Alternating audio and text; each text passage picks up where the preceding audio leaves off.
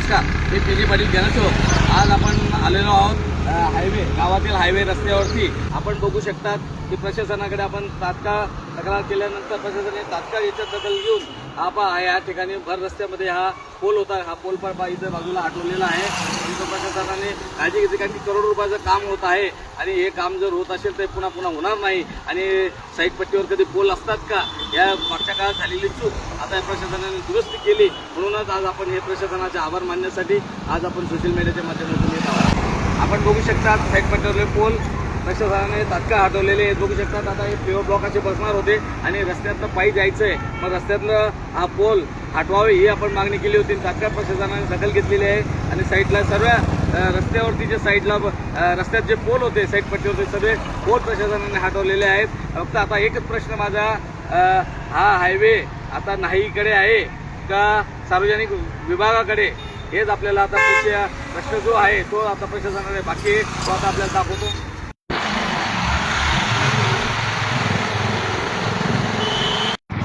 प्रशासनाला माझी कळकळीची विनंती आहे. आपण बऱ्याच घटना नाशिकमध्ये घटना बघितली की रोडाच्या साईडला विहिरीमध्ये एक गाडी पडली, त्याच्यात 5 जण मृत्युमुखी पडले.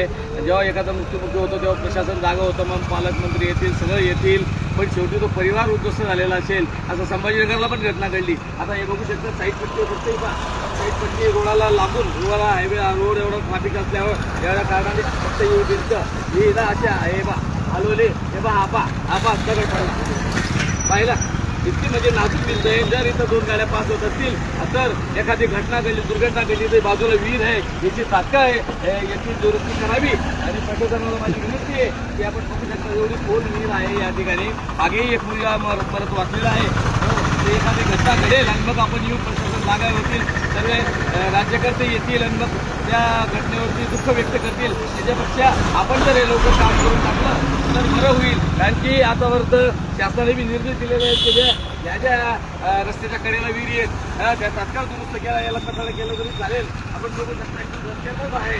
हा अतिशय महत्त्वाचा प्रश्न आहे कारण की आजपर्यंत घटना घडली नाही. याचा अर्थ असा नाही की आपण घटनेची वाट बघावं प्रशासनाने, फक्त हा सार्वजनिक बांधकाम विभागाने करावा का नॅशनल हायवेवाल्यांनी करावा. या दोघांनी जर नाही होत असेल तर माझी तहसीलदारांना विनंती आहे की आपण याकडे लक्ष घालावं आणि हे तात्काळ या विहिरीचा बंदोबस्त करावा. हीच प्रशासनाला विनंती करतो. जय हिंद, जय महाराष्ट्र.